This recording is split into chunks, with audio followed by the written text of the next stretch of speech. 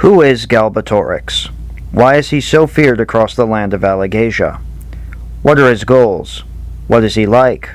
Today, in this, the first video of the inheritance cycle analyzed, we explore in depth the main antagonist, that is, King Galbatorix.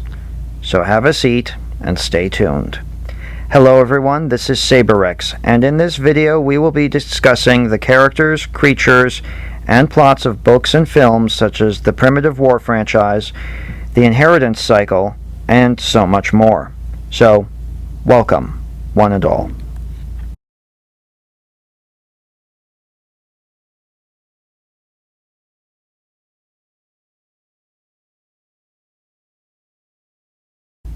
King Galbatorix is arguably one of the most infamous villains of any fantasy novel in current times. In many ways, he is a typical tyrant, but he is also so much more than that. Today, we explore why he is such an iconic villain, along with examining his history, his motivations, his goals, and his overall personality. To start off, Galbatorix is a dragon rider, and the king of Alagaesia. When we are first introduced to him, it is through the eyes of others. Many of his subjects do not like him very much, particularly those on the outskirts of his kingdom, such as the village of Carvajal. Later, in Chapter 3 of Aragon, Dragon Tales, we find out why. When Brom the storyteller recites his tale of how Galbatorix came to power, key facts of his past are revealed. He was born in the province of Inzelbeth, which is no more by the time of the novel, and when the egg of a dragon named Yarnunvosk hatched for him, he rose quickly to power among the ranks of the dragon riders when he started his training. In all areas he seemed to excel, and many amongst the riders saw his rise to power as dangerous. However, the dragon riders of Alagaesia had grown arrogant due to their position of power as being equivalent to kings and queens in authority. As a result of his pride and overconfidence from a young age, Galbatorix would later suffer a great fall. When he and his dragon took two of their friends north into the remaining territory of the race known as Urgals, they were ambushed in their sleep when they camped on the ice of a lake that never melted even in summer.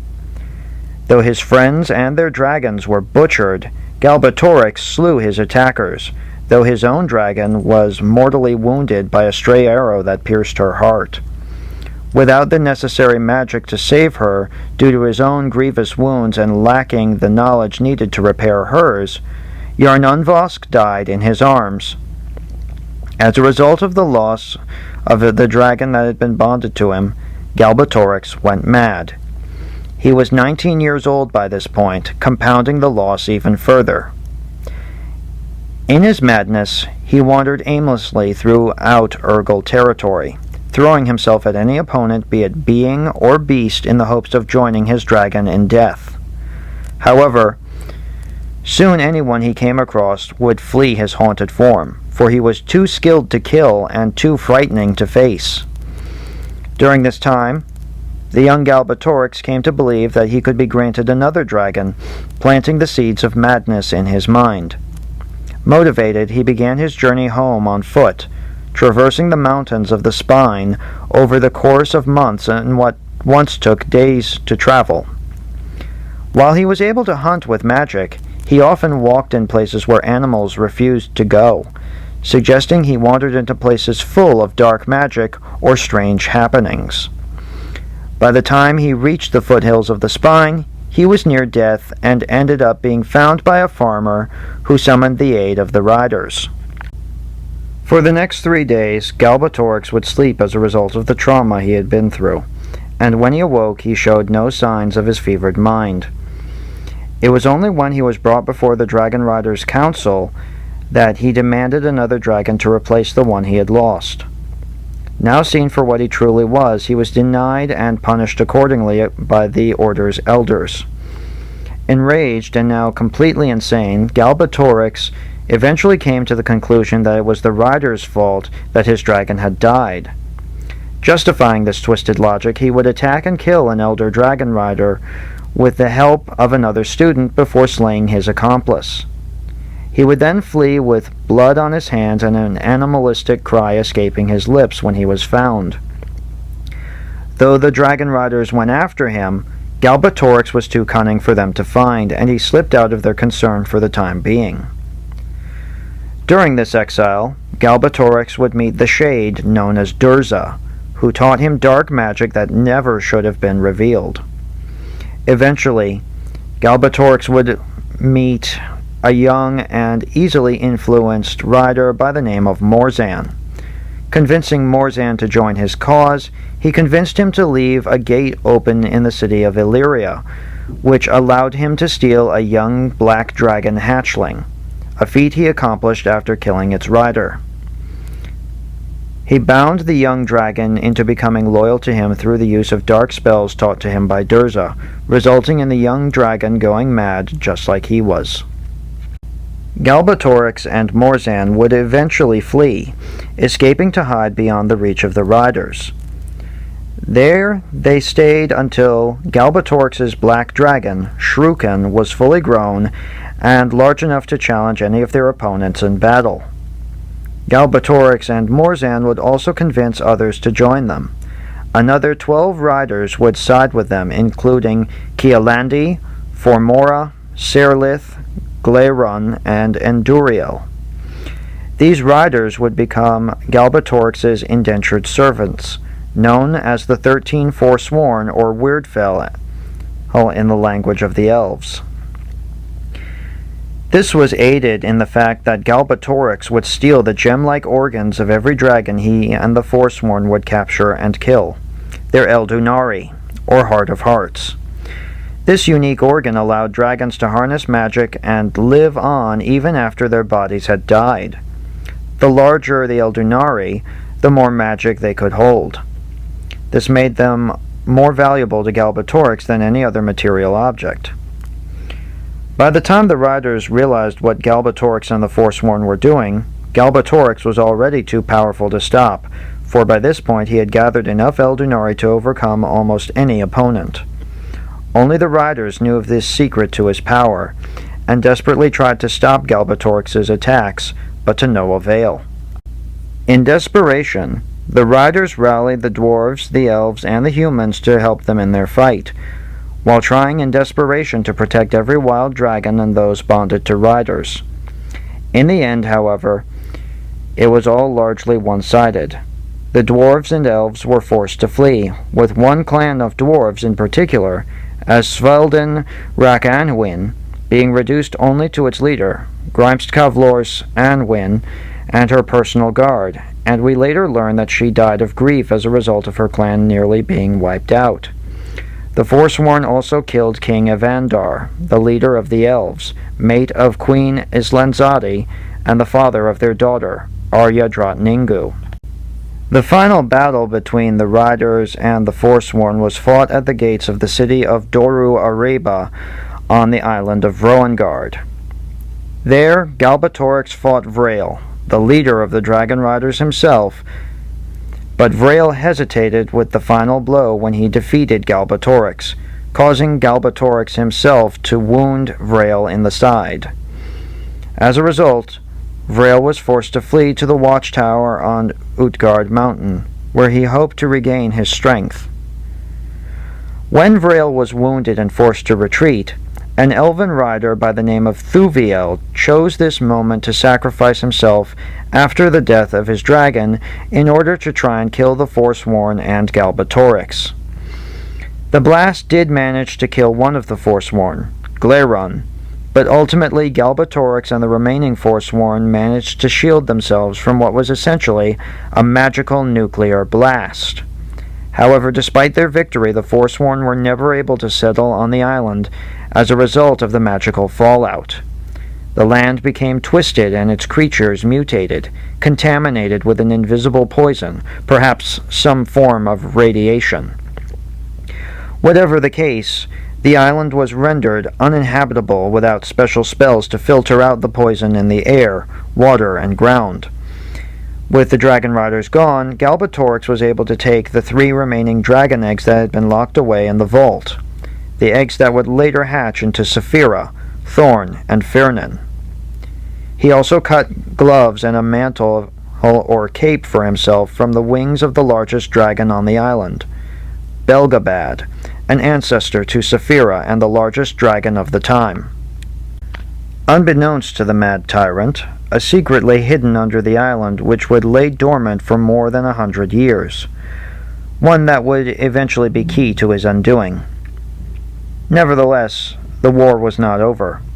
Vrail was still in hiding in the tower on Utgard Mountain, where he hoped to recover and continue the fight again.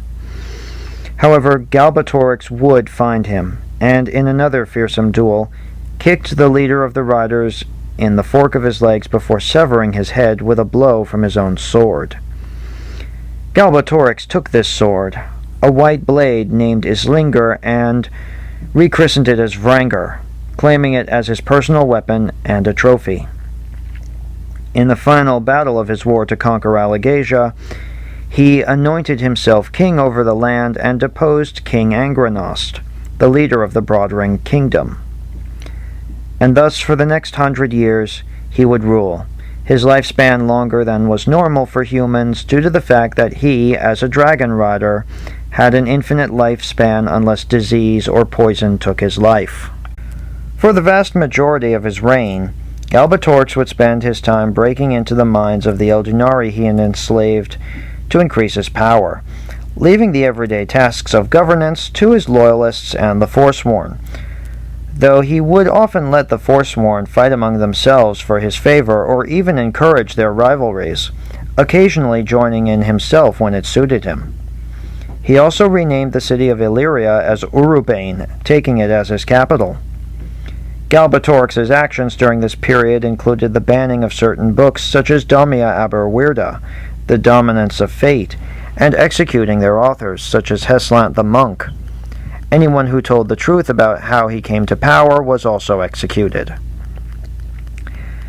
Any books that were of use to him were those he hoarded. His subjects were kept loyal through Galbatorix making them swear oaths of fealty in the ancient language, which allowed him to retain full control over them via magic, along with learning their true names in the ancient language. Fear, blackmail, and manipulation were his main tools for subjugation. The only exception to this rule was Durza, whose true name Galbatorix was unable to guess. Durza remained outwardly loyal to Galbatorix, but was always looking to free himself from the king's service or find a way to tip the scales in his favor. Galbatorix would also enlist the aid of the Razak and their parents the Leatherblacka, making them swear oaths of fealty in exchange for easy access to their favorite food, human flesh. They also served as his personal dragon hunters, investigating any rumors of riders or dragons throughout his empire, along with acting as some of his best assassins due to their use of the deadly Sather oil they utilized for torture, not to mention their foul breath, which could ensnare the mind of a human. Galbatorix also made them give up their eggs and hid them for later use, giving at least a few to the priests of Helgrind at the city of Drasleona. Galbatorix likewise took back most of the Eldunari he had given the Forsworn during the war with the Riders to keep them under his control, as well as ensuring the Forsworn remained weaker than himself. Vast sums of wealth were hoarded, and Galbatorix's treasury contained many artifacts that he kept as trophies, including the swords of the riders he had slain as enemies in addition to Vrail's weapon. Additionally, he reopened the slave trade to ensure he had servants aplenty for both himself and his loyalists. Among those he took as slaves later in his reign were Ajahad and his daughter Nasuada, both of whom would become notable figures later. He also orchestrated a campaign against the Urgals that culminated in the Battle of Stavarosk in the Spine, where over half the king's army was killed in an ambush led by an Urgal chief named Nartulka. Galbatorix soon realized that the Urgals couldn't be killed on their home territory because they knew the area too well, and abandoned the campaign. This would showcase his limitations and caused rumors to rise about the dangers of the Spines, as many people already feared these mountains. Throughout his reign, he continued to try and find new riders who might bond to the unborn Saphira, Thorn, and Firnin. Yet all his efforts proved in vain for the next century in this last goal. As time went on, Galbatorix's depredations and cruel treatment of his subjects created its own resistance, the Varden. Founded by Brom, who was in fact one of the last two free riders in existence, the Varden began a slow war with Galbatorix's forces, often using subterfuge and espionage to attack Galbatorix in ways that would hurt his empire without attacking him directly. This was also aided by Oramus and Glader, the last remaining elder of the riders, and his golden dragon to a certain degree. However, Oramus and Glader spent their time preparing to teach any new riders and dragons resulting from the successful liberation of the eggs in Galbatorix's possession. Their existence was kept secret, and they hid in the elven city of Elismira due to both needing to take Galbatorix by surprise and because they were crippled by the forsworn members Kialandi and Formora. Due to his dragon, also named Saphira, being killed in the war as a result of the actions of the Forsworn, Brom arranged for several of the Forsworn to be killed over the decades, and personally killed 3 of them himself. The Forsworn were also driven mad by powerful magic used against them during the war against the Riders. Due to the 13 dragons that served the Forsworn voluntarily helping eliminate most of their own race, the majority of free dragons, wild and bonded to riders, gathered their magic together and cast an inexplicable spell called Dunamur or Boda, the banishing of the names. This caused the dragons that served the Forsworn not only to forget their birth names, but also their true names, nicknames, titles, and any ability to use language at all, rendering them little more than animals, and anyone who found their names soon forgot them. Because of this, they could also no longer communicate mentally with their riders.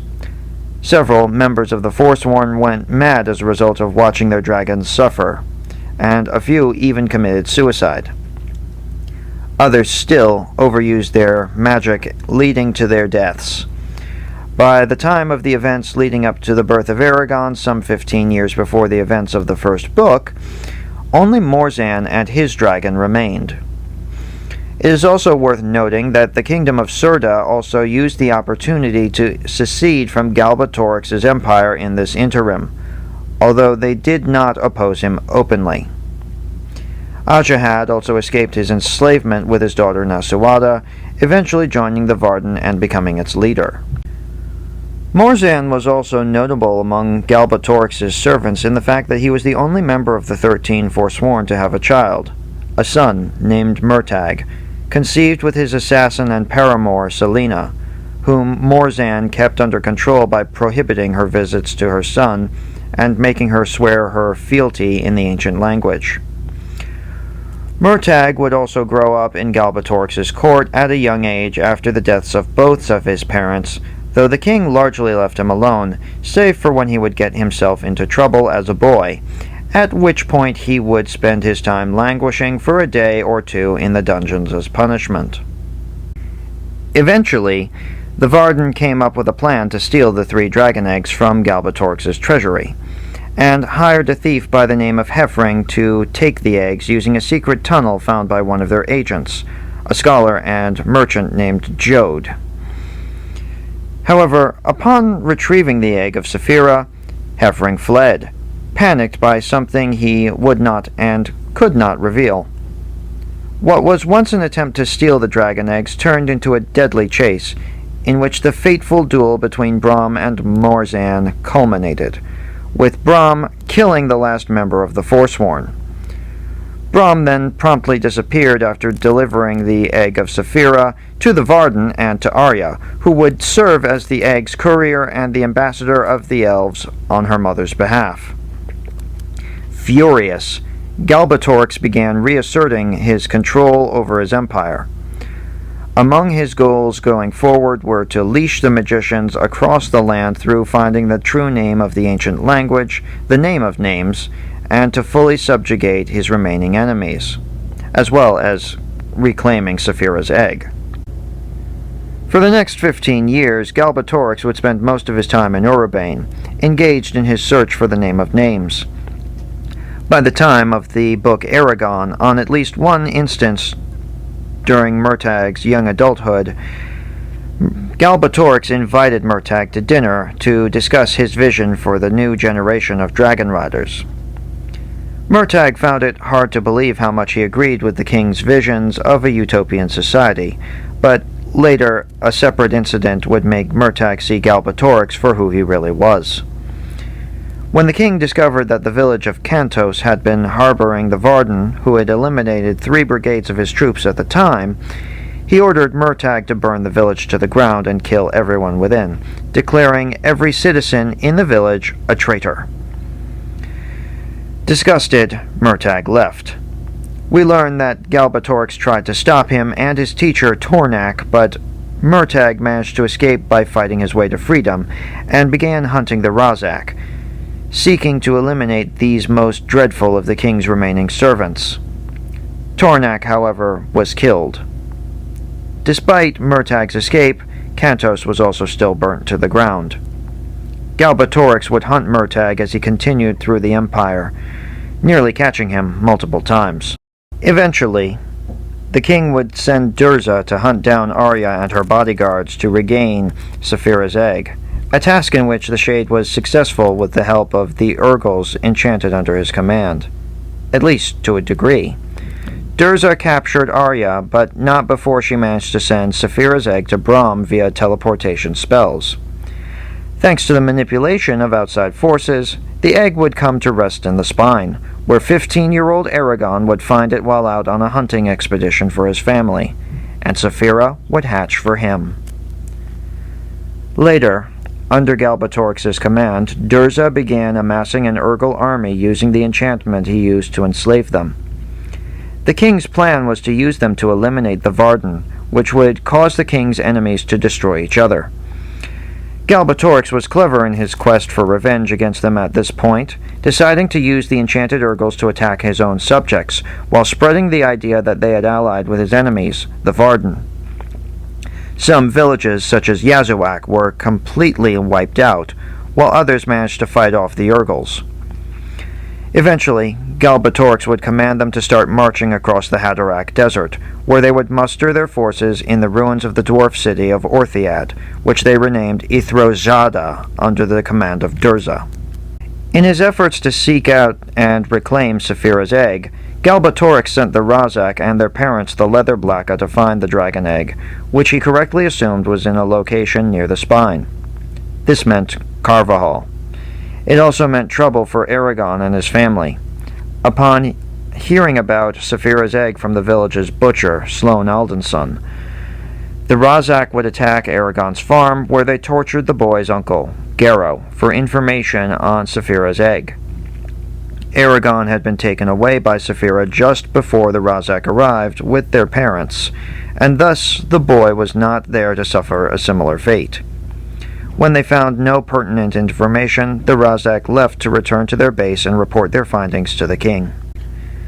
Later, Aragon, Saphira, and Brahm, seeking to avenge Garrow's death, eventually rode to the city of Drasleona to hunt the Razak, not knowing this was where the Razak made their lair. Unbeknownst to them, Murtag was there as well, as he had been tracking the Razak too.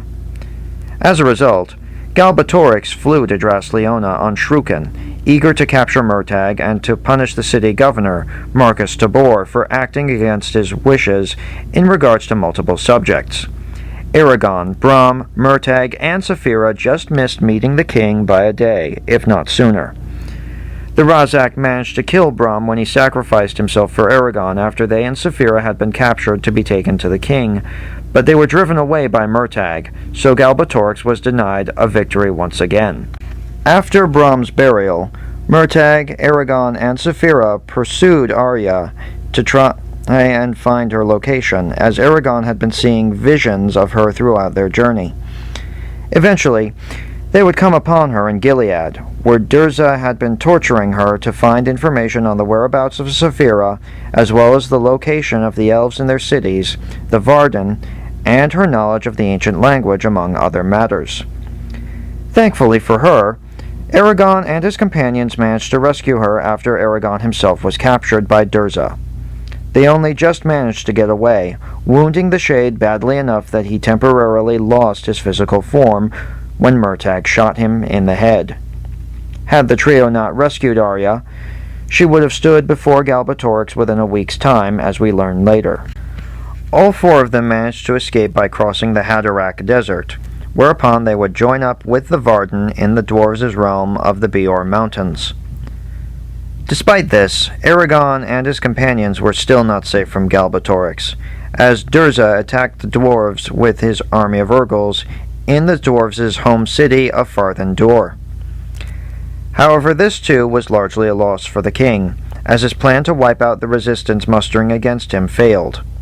Durza was killed by Eragon in Farthen Dûr, and his army was decimated, with the Urgals now free of the spell of control that the Shade had placed on them.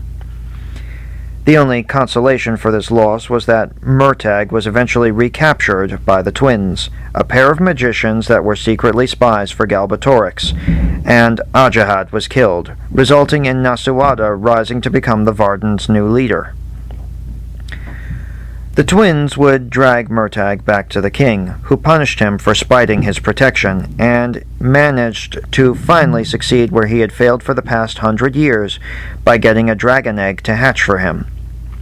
Murtagh bonded to Thorn, and the result was now that the king had a dragon rider under his command for the first time in almost 16 years. Simultaneously, as per the events of Eldest, Galbatorix ordered the Razak to return to Carvajal and go after Roran Garro's son, Eragon's cousin, to interrogate him on his whereabouts. This went awry when Roran led Carvajal's people to rebel and drive off the Razak, eventually killing the king's soldiers accompanying those foul servants. Roran and the other villagers were able to fight off the subsequent attacks, but only until they realized their situation was untenable. Ultimately, Roran decided they needed to leave in order to protect themselves from death or enslavement. The Razak forced their hands to do just that when they kidnapped Roran's fiancée, Katrina Ismira's daughter, and her father, Sloan the Butcher, when he betrayed them out of stubborn pride and fear. This led them on a 3-month journey to join the Varden to reunite with Eragon. Thus, Galbatorix was thwarted once again. In that same time span, the time that Murtagh and Thorn would spend under the tutelage of the king was terrible and torturous. They were sworn to serve him in the ancient language, with their true names being used to ensure their complete obedience. Whenever they were not training, dragon and rider were separated, with the dragon being kept in a cage, generally with heavy shackles chained to his legs. Additionally, Thorn's growth was accelerated by the king far beyond what a normal dragon would achieve in a short time. His mind was still that of a youngling, but he was roughly the same size as Saphira in less than 3 months. As he grew, Thorn continued to be placed in the same cage, but by this point he was too large for it, resulting in his wings being rubbed raw, and the dragon developed severe claustrophobia as a result. Every time he tried to escape the cage, the king's guards would pour slop all over him through the vents of his prison, forcing the dragon to lick it off. They would also jab him with spears, and both he and Murtagh were subjected to mental attacks by Galbatorix or his magicians if they tried to contact one another by thought when they weren't training. Galbatorix also gave them several Eldunari to ensure a victory over his enemies when they would encounter them. Eventually, Galbatorix sent Murtagh and Thorn to support his army in the Battle of the Burning Plains, where the young dragon rider would kill the king of the dwarves, Hrothgar, out of frustration for his situation. Despite defeating Eragon in combat, Murtagh would let Eragon and Saphira go due to a loophole in his oath, something that Galbatorix did not foresee. However, Murtagh left Eragon with the knowledge that he and Eragon were brothers, as their mother had been Selena, and took Morzan's sword, Zarok, for his own. When the king found out that Murtagh let Eragon go, he brutally punished Murtagh and Thorn, as he had wanted Aragon and Saphira captured so she could breed a new generation of dragons, as she was the last female dragon in existence at the time. It should also be noted during this battle that the Urgals openly defected against Galbatorix for his use and deception of them, causing at least one clan led by Nargarjvog to join the Varden, a choice that would ultimately accelerate the king's eventual defeat. By the events of Brisingr, we also learn Galbatorix tortured Murtagh and Thorn again later when he learned Aragon killed the Razak and the Leatherblacka with Roran and Saphira to rescue Katrina, secretly rescuing Sloane as well, and he made them swear added oaths to prevent their failure and disobedience again. He then sent them out again to catch the other dragon rider in Surda on the day of Roran and Katrina's wedding, resulting in a duel in which Murtagh and Thorn were beaten by Aragon and Saphira, who were aided by Arya and 12 elven spellcasters Islanzadi had sent to protect them. Thwarted, Galbatorix decided to deploy Murtagh and Thorn elsewhere, waiting for their enemies to come to him rather than waste time chasing them. This went on for quite some time as the Varden continued to attack the Empire. Galbatorix deployed many means of attacking the Varden, from his legion of assassins known as the Black Hand to his most loyal supporters to waylay or hinder the opposition. He also used soldiers known as the Laughing Dead to further hinder them, because the Laughing Dead could feel no pain and thus could keep fighting even while grievously wounded until their hearts were pierced or their heads were eventually cut off or smashed in. Eventually, once the elves marched to fight, Galbatorix sent Murtagh and Thorn to face them at Gilead after they conquered the northern city of Sunon. By this point, Oramus and Glader, who had been teaching Aragon and Saphira from the safety of Elismira, had decided they had hidden long enough. Flying out in support of Islanzadi, they faced off against the younger dragon and rider above Gilead. This is when Galbatorix intervened. He used the hundreds of Eldunari under his command to possess Murtagh like a puppet, and trap all 4 combatants in midair, where he conversed with Oramus. For Galbatorix, this was the best form of revenge. Oramus was one of the elders who denied him another dragon, and he tried to convince them to join him so he could also possess Glader's Eldunari.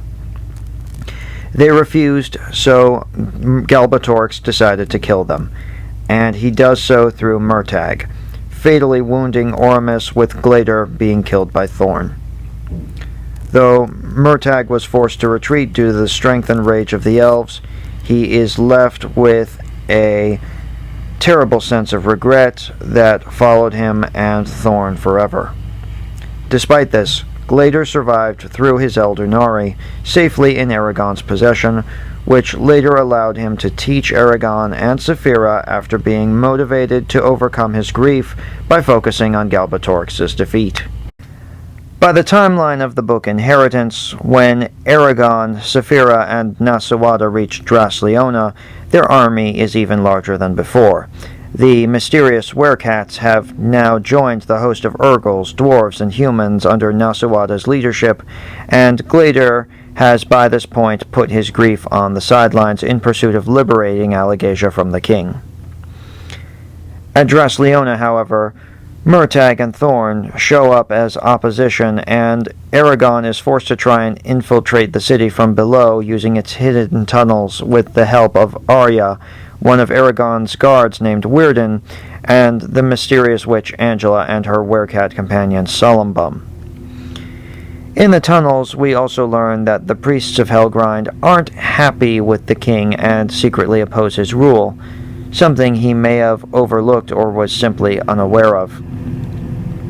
The priests worshipped the Razak and their parents, the Leatherblacka, as gods. They see the king's control over them as blasphemy and heresy, and wish to return the foul creatures to existence, deciding to sacrifice Aragon and Arya to the newly hatching Razak against the king's wishes after killing Weirden. Thanks to Angela and Solumbum, This is prevented, but it showcases that Galbatorix was not always able to control the hatred his followers felt towards him. Eventually, Aragon and Saphira defeat Murtagh and Thorn in the following battle for the city, with Aragon literally throwing the two out of Drasleona in a huge blast of magic. However, this later comes back to bite them, as Galbatorix orders Murtagh to kidnap Nasuada and bring her to him. Succeeding in this goal, Murtagh takes her to Galbatorix in Urubane's massive citadel. Once there, Nasuada was subjected to torture by Galbatorix, who had by this point learned the name of names. He personally burned her with a flaming brand and also subjected her to the torment of burrow grubs, a magical insect that could split into 4 centipedes that could burrow into flesh. He also used illusions to taunt her and make her think she won, and that she was now married to Murtagh, but Nasuada was able to see through his lies. Unbeknownst to the king, Murtagh had been helping her. He had placed magical wards on her to help nullify at least some of the pain Galbatorix had subjected her to. He also maintained a mental signal with her so that he could alert her when the king was done torturing her. And part of the reason he did this was because Murtagh loves her. Though he did not think he could break free of the king at this point, Murtagh felt regret for his actions, and unbeknownst to him, this caused his true name and Thorn's to change. This was inarguably the beginning of the end for Galbatorix, especially in conjunction with the fact that Murtagh knew the name of names as well.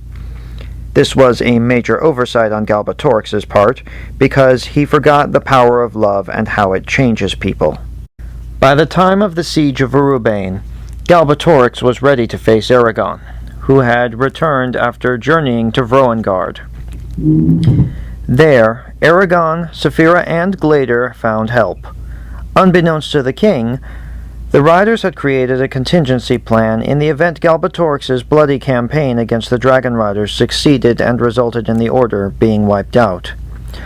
Over 100 Eldunari led by Umaroth, Vrael's dragon, had now revealed themselves in order to help Aragon overthrow the king.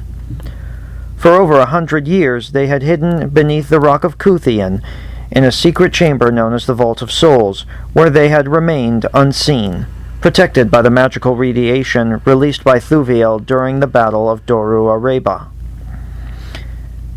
It was they who had been slowly orchestrating the downfall of Galbatorix's empire, influencing certain events here and there without letting the king know they were watching from within their hidden sanctum. They had helped Brahm, guided Saphira's egg to Aragon, and so much more in their attempt to liberate Alagaesia from Galbatorix. Now, on more even footing, Aragon and his friends were set to face off against the king in the final showdown. The night before the siege, Galbatorix also let Shrukin fly out over the city, and the massive dragon inspired fear and terror to the troops below, though he would remain largely unseen due to his black color against the night sky. Once the battle commenced, the next day, Galbatorix sprung his true trap, using the name of names to redirect the spells of anyone who tried to attack his forces, forcing them only to use magic outside the walls of the city. Aragon and Saphira, meanwhile, led Arya along with his 11 remaining elven guards, the mystically gifted girl Elva, and the free Eldunari to infiltrate the king's palace, where they would face all manner of booby traps before facing off with Galbatorix himself. Knowing the danger he was in, the king had taken 2 children hostage from the nearest family he could find, and had Murtagh and Thorn at his side. He also showcased Nasuada, chained up and helpless as an extra hostage. To further his desire to dominate them, he revealed Shrukin lying behind his throne, the huge dragon so large that the vast throne room could barely allow him to move properly. To further showcase his power over them, the king used the name of names to silence Elva and nullify any oaths that his enemies made in the ancient language. Though he was surprised at the survival of Umaroth and the other free Eldunari, he nonetheless wanted to have them join him, though the dragons outright refused. The same was also true for Aragon and Saphira, the former of whom he wrongly believed to be the son of Morzan like Murtagh. Here, the king would learn that Aragon and Murtagh were only half-brothers, with Aragon's father being none other than Brom himself. Galbatorix found this ironic and extremely amusing, as it would mean he could pitch the sons of both his most loyal follower and his most hated enemies against one another. Aragon tried to goad the king into fighting him personally, but Galbatorix was too lazy and perhaps a little too clever to accept his challenge, realizing he might not win in a duel of swords. Eventually, he pitted the two brothers against one another. The duel was fierce and resulted in both of them being injured, but ultimately Aragon won the fight. Satisfied by the outcome of the duel, Galbatorix was distracted long enough for Murtagh to use the Name of Names to strip him of his magic wards. Without this magical protection, Galbatorix was now vulnerable to any physical attacks Aragon could unleash. Galbatorix went on the attack in a fit of rage, using his mental prowess to try and make Aragon submit and reveal his true name. The king was so powerful, even without a century's worth of magical protection surrounding him, that the younger rider nearly lost, only managing to counter the king by means of a wordless spell. This spell would be Galbatorix's ultimate undoing, for it was a spell that was meant to make the king understand the wrongness of his actions, to show him just how much pain he had caused. Umaroth and the other dragons added to the spell, pouring their anger and grief into it, and causing the king to experience the feelings of everyone he had ever influenced directly or indirectly since the day he was born. Overwhelmed by the pain that he was experiencing from the spell, Galbatorix finally drew his sword and fought against Aragon, though his aim was thrown off by the constant, overwhelming influx of emotions and the pain the spell forced upon him. Throughout the duel, the king begged Aragon to make it stop, while Saphira and Thorn fought Shrukin, holding down the larger dragon's head long enough for Arya to strike the final blow with a Dalth dart known as Nirnin, a spear from a bygone age when elves and dragons warred that could counter any magic the dragons possessed. Even as Shrukin died, Aragon struck a fatal blow against Galbatorix, stabbing him in the gut with his sword, Brazinger. Galbatorix collapsed to his knees as he began to die, begging Aragon to end the spell, tears streaming from his eyes as he was overwhelmed from the pain and grief he had caused so many throughout his unnaturally long life. Aragon refused, knowing that the king deserved to see and feel the wrongness of what he had done. Unable to live with the suffering he had caused over the past 100 years and more, Galbatorix unleashed the same spell Thuviel had unleashed previously against him more than a century ago, deciding to destroy himself and take all his enemies with him instead of living with the guilt. Screaming the spell Wise Niat, or Be Not, he unmade himself in a magical nuclear explosion which rocked the entire city. Aragon managed to save everyone else in the throne room with the help from the Eldunari, which also allowed them to escape as the palace began to collapse around them.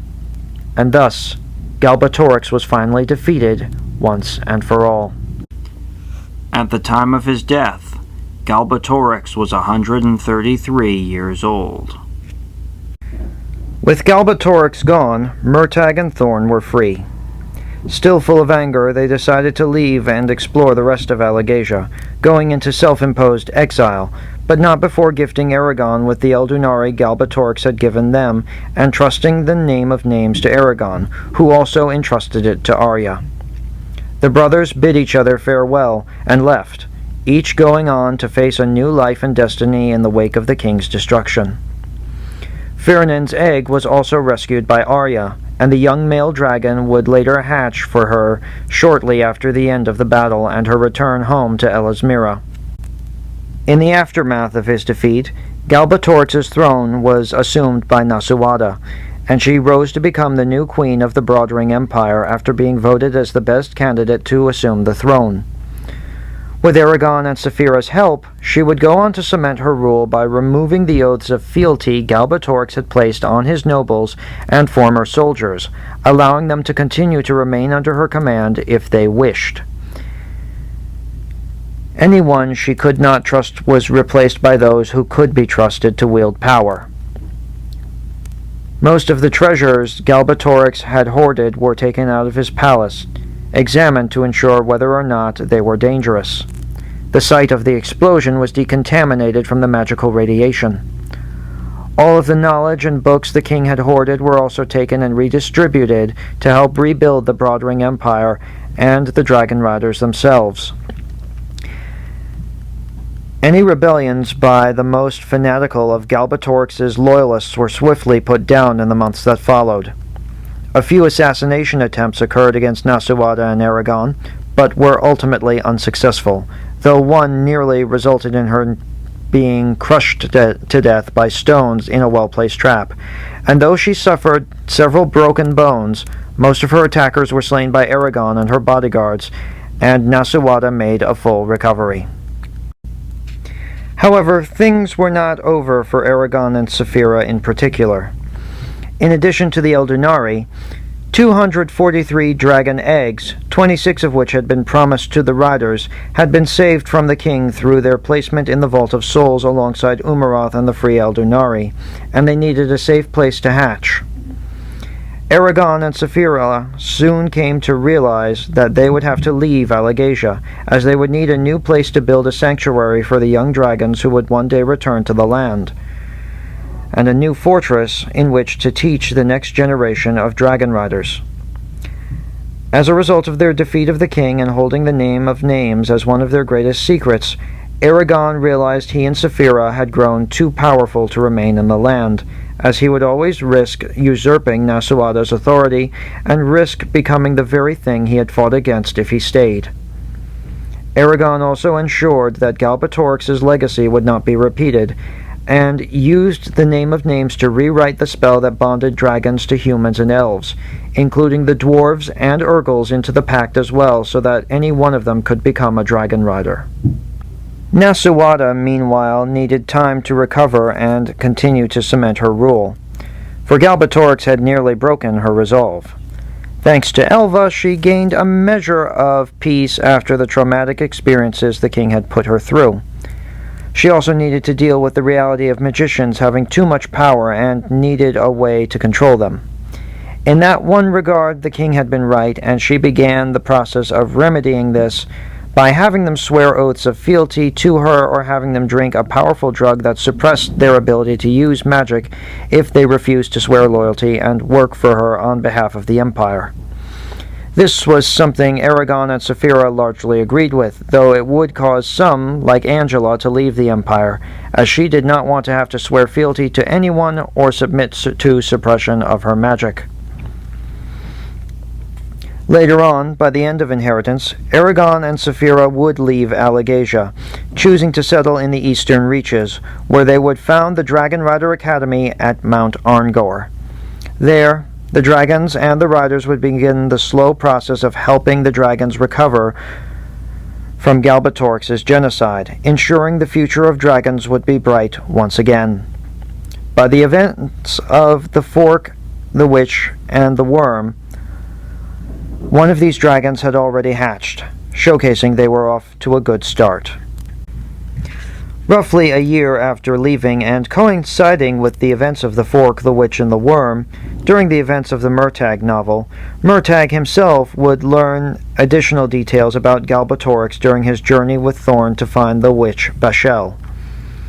During his journey into some of the foulest places in Alagaesia to stop a dark cult known as the Duel Dromar, also referred to as the Dreamers, Murtagh learned it was Bashel, their leader, who convinced Galbatorix to try and bond with another dragon, and later to destroy the Dragon Riders using the Forsworn, giving them sanctuary at their dark village of Nal Gorgoth, far to the north of Alagaesia. He also learned that the riders had sent Galbatorix when he was still part of their order to find her and her cult without revealing who they were looking for. Murtagh and Thorn likewise learned that Bashel desired the destruction of all dragons as per the will of her own master, the entity known as Aslagur. In the end, this showed that Galbatorix was manipulated and influenced into serving a darker purpose from a far more insidious force. So, what does this tell us about Galbatorix as a whole? What was he like as a person? In appearance, as evidenced by Christopher Paolini's own illustrations, Galbatorix resembled a man who was in his 40s, even though he was well over 120 years of age, with black hair that was of shoulder length and long facial features. He was also tall, well-built and broad-shouldered, and wore a mantle and gloves made from Belgabad's wings. In the unsuccessful film adaptation of Aragon released in 2006, Galbatorix looks quite different, being portrayed by actor John Malkovich. In the film, he is portrayed as being bald with a white beard and long black fingernails. Likewise, he wears a black armor and a dark cape, and his sword is also black instead of white like in the novels. According to many, it did not do any justice to the portrayal of the character. What was he like in regards to personality? Well, for starters, he was arrogant. Even from a young age, he reveled in his power and his talents, and from this arrogance came his eventual fall to evil.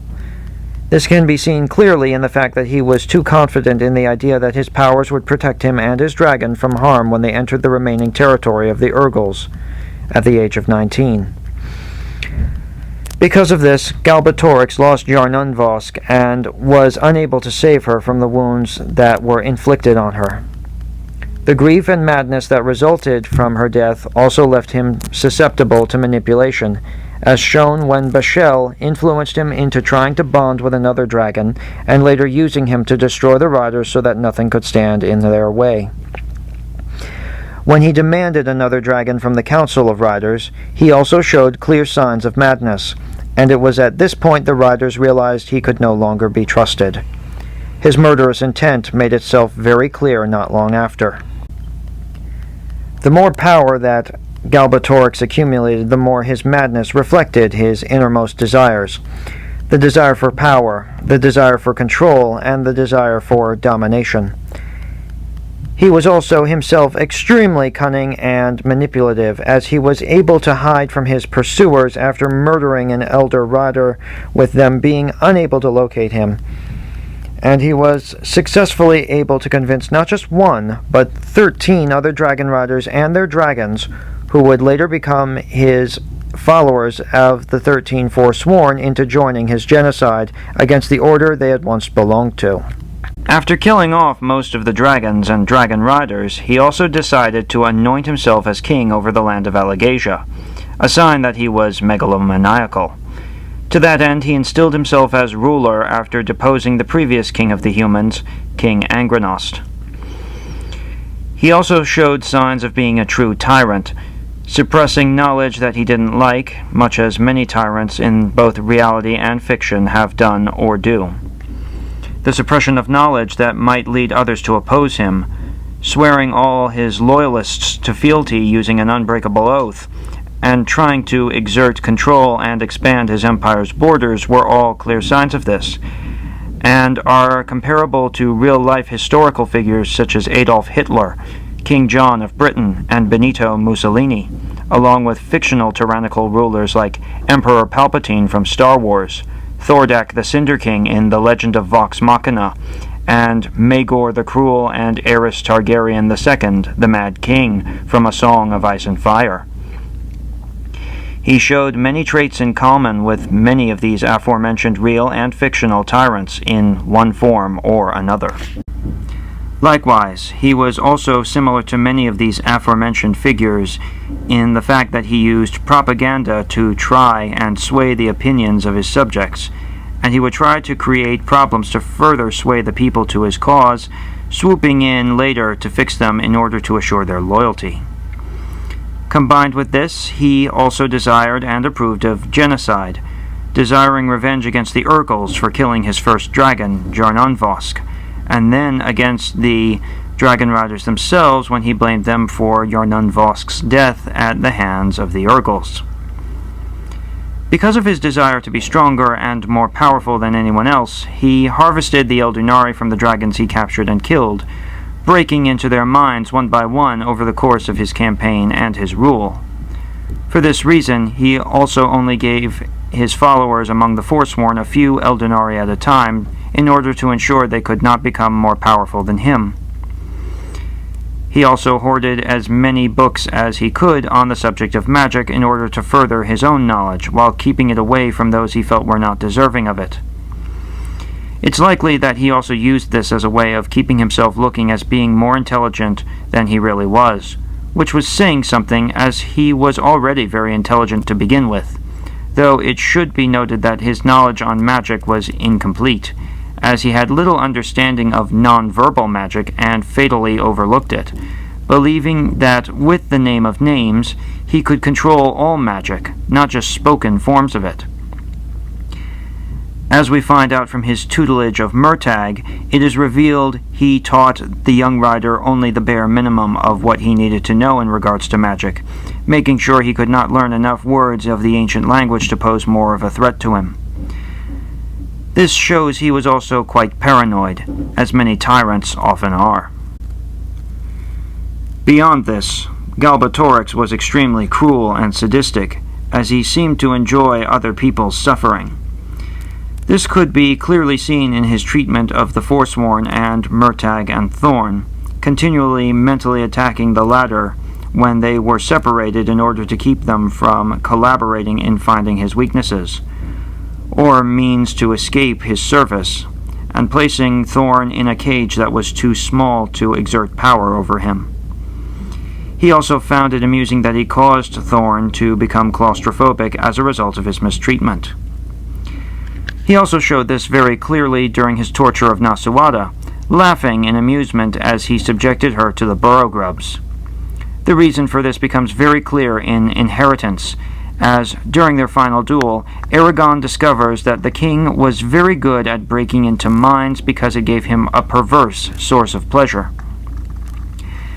He would also pit his enemies against one another for his own entertainment, and even his own servants, such as the Forsworn, as he enjoyed watching them fight one another, and even joined in when he felt it appropriate. That he gained pleasure from this was another sign of his sadistic behavior. So was his approval of slavery, as he was more than willing to shackle his enemies and turn them into servants and laborers against their will. Like many tyrants, he often attacked those he felt were not loyal to him, as evidenced by his desire to destroy the village of Kantos, as he perceived in his mind that every single one of the village's citizens were traitors because they were known to help the Varden on occasion. The fact that he actually destroyed their village and made good on his threat only further shows just how brutal he could be. Such was his brutality that most of his loyalists were fearful of him, and the few that weren't either enjoyed or shared similar tendencies to him, often allowing themselves to be cruel as to win the king's favor. This was especially true for Lord Barst, one of Galbatorix's finest generals. Barst was also so loyal and so like-minded to Galbatorix that he was even entrusted with an Eldunari, something that only bespoke of the general's loyalty to the king. It is also implied that Galbatorix was malignantly narcissistic, as he lived opulently and believed himself above the laws he created. Likewise, he looked down on everyone else who was lower in power than himself, both politically and in regards to magic and strength, referring to them as children. Malignant narcissists also have a sense of grandiosity and the belief that they can do no wrong, likewise believing that they alone can fix any problems presented to the public or to society in general. While not narcissistic to the same degree as many other people with similar tendencies might be, it was notable that it strengthened his resolve and cruelty as well as his sadistic tendencies. Combined with his other negative characteristics, it then becomes clear that Galbatorix was likely a pathological narcissist and a sociopath. Like many real sociopaths, Galbatorix was prone to fits of rage, antisocial behavior, and abusing or manipulating his underlings, often feeding them empty promises subtly or outright abusing them. Sociopaths, particularly those with narcissistic personality disorder, also blame the victims for the abuser's actions, often requiring the victim to thank the abuser for the abuse they inflicted, something that was seen heavily with Murtagh himself during his time under the king's thumb. Malignant narcissists also have a habit of creating problems for others and then swooping in to solve them in order to ensure that they are praised for their actions, something Galbatorix likely did when he manipulated the Urgals into serving him by way of Durza's magic. They also have a bad habit of keeping trophies they feel they're entitled to, as was true with all the swords of the dragon riders he had slain and all the artifacts he had taken into his treasury. He also had no understanding of love or how it changed a person, only that it was an inconvenience that could allow people to leave his service because it changed their true names. Which is why whenever he recruited soldiers, he always chose those with no loved ones, such as wives, lovers, or children, to influence their true name to change. Additionally, like many real sociopaths and pathologic narcissists, Galbatorix did not often understand the consequences of his actions, nor did he always have a tendency to think things through. Likewise, he often overlooked crucial details that allowed his enemies to exploit his weaknesses. Among many examples, Galbatorix underestimated the cunning and cleverness of the Urgals, resulting in more than half of his army being killed when they attempted to enter the spine and wipe the war-loving race out. The Battle of Stavarosk was the titular example of this, with Nartulka luring the Imperial army into a mountain pass, whereupon the Urgals fell on the king's army from all sides. Arguably, the best case of this flaw was the fact that he made a mistake in letting Murtagh know the name of names, and he had no defense against wordless magic, as he was unable to counteract Aragon's empathy spell, especially since the spell was not an attack, but rather an attempt to communicate as a means of making the king understand what he had done. For all the wards he had placed around himself, he could not prepare for this eventuality because he, like all people, could not cover or predict every scenario. His overconfidence on this matter directly led to his death. Furthermore, he could not be everywhere at once, and focused too heavily on asserting control. As he would be asserting his control in one area of the empire or on one subject, rebellion would rise up elsewhere and often from unexpected sources, and he became so hyper-focused on certain goals that people were able to slip out from under his control and establish themselves as separate entities and kingdoms that would oppose his rule. Additionally, because his power had limits, he could not assert his control everywhere, and thus the range of his empire was limited by the Haderach Desert, the Beor Mountains, and the forest of Duweldenvarden. With the Name of Names, he would have been able to further this control, but thankfully he was never given this chance. To sum it up, Galbatorix embodied some of the worst aspects of humanity in the inheritance cycle, and was arguably one of the worst people imaginable to live in Alagaesia's history. He was cruel, narcissistic, sadistic, tyrannical, sociopathic, and genocidal. He ruled with an iron fist and wanted everyone to be loyal to him and him alone. He likewise believed that he alone was capable of fixing the world's problems and that he was flawless. He was also paranoid, deluded, and had no understanding of the consequences of his actions until his eventual demise. As eloquently stated by Aragon in the chapter of Eldest known as The Nature of Evil, it was very clear that he had to die in order for balance to be restored to the land, because, unlike other tyrants, he would not die a mortal death, and he would continue to accrue power so long as he lived, unless he was put down. Such was the nature of his evil that even Oramus said that he deserved no more courtesy than a rabid wolf. Do I likewise believe this? Yes, I do. and not just because it is crucial to the story, but because, in my opinion, as supported by historical precedents, tyrants often bring about their own downfall, whether politically or physically. The more they try to oppress the people, the more there will be those outside their control or those who were previously under their control who will want to put them down or take them out in order to bring peace back to society. How they choose to do it varies, but in the case of the inheritance cycle, Aragon chose to use empathy to make the king see the wrongness of his actions. And when he refused to accept it, Galbatorix decided to destroy himself after being mortally wounded in order to escape the torment he had wrought upon so many others throughout his reign. It's not for nothing that people throughout history have often quoted the phrase, "Death to tyrants." And so we come to the end of our analysis of Galbatorix. I hope you have enjoyed this in-depth analysis regarding the primary antagonist of the inheritance cycle as we journey into this book series. If you enjoyed this video, please remember to like, comment, and subscribe for more content like this. It is much appreciated. As always, thank you for watching.